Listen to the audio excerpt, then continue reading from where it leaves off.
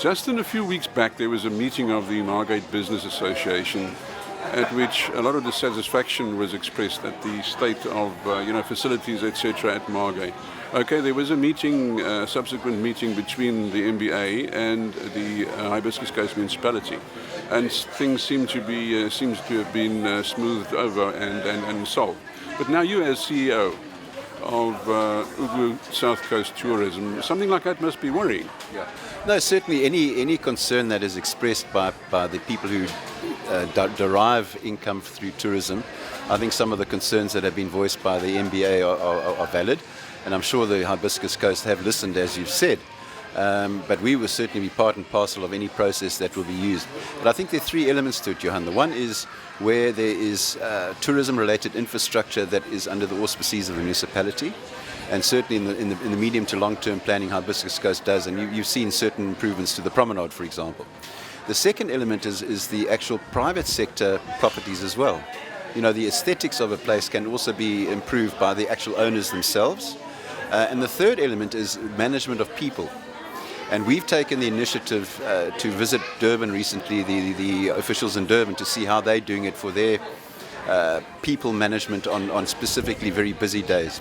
And we were majorly impressed as to what they've done, and they've very kindly given us, or will be giving us shortly, their entire planning, or their plan to do just that within the holiday season specifically. So we'll be getting that, looking at it and seeing where perhaps it can be applicable here on the South Coast, and we'll be giving those and sharing those with the local municipalities specifically. So there's three elements. Public space under the auspices of local government, it is vitally important, and it is a priority, in fact, at provincial and national level now.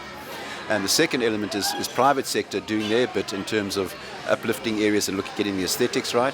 And the third is people management, public management within spaces to give people a very good leisure experience rather than a stressful experience. So the Durban exercise that we initiated, and some officials did come with us to Durban, I think we can draw a lot from that to make sure that people's stay is more beneficial.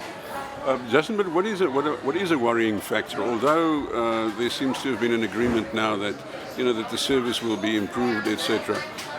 There are still people who've been in Margate as business people for a very long time, saying that Margate is going backwards, it's going down the drain. Well, I think it depends who you sort of talk to. You know, we sometimes get, in fact, this last season, for example, we've had emails from the public who've been down on holiday, and they were amazed how improved it was. But, it's very difficult to say unless one's actually seeing the nitty-gritty of the problems. And certainly MBA is one of the organisations that I think perhaps has valid concerns.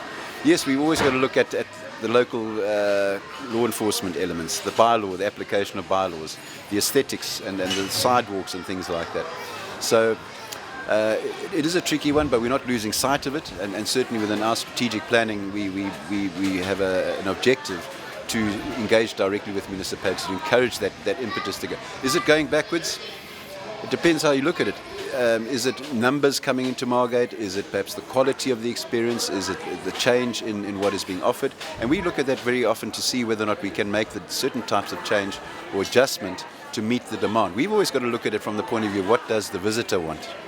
Not necessarily what we can impose on them. So certainly, as I said, the infrastructure is important, the law enforcement, bylaw is very important, but we've also got to continually monitor what the visitors' expectations are. And if we can address it on those levels, and we certainly do from our side as well as with our colleagues in the local municipalities whose responsibility that side of it is, then I think we can get a winning recipe. What I think is a big factor, of course, is service delivery. Yes. Now, 2 weeks ago we had a period of over a weekend that for 3 or 4 days there was no water in the whole of Margate and the environs.